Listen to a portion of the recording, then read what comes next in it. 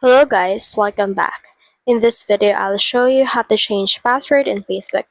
If you haven't subscribed yet, make sure to subscribe. So let's head over right here to our three lines. And then you can see in here this gear icon, which is our settings icon. Head over and click on that.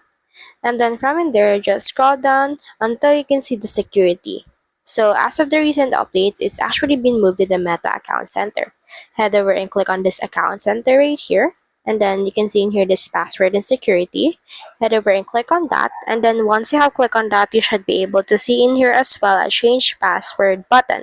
Head over and click right here on the change password button.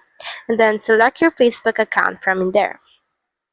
Once you have selected your Facebook account, just enter right here your current password, your new password, and just type your new password. And then just make sure to click on this change password in order to save all the changes that you have just made. So that's the whole process.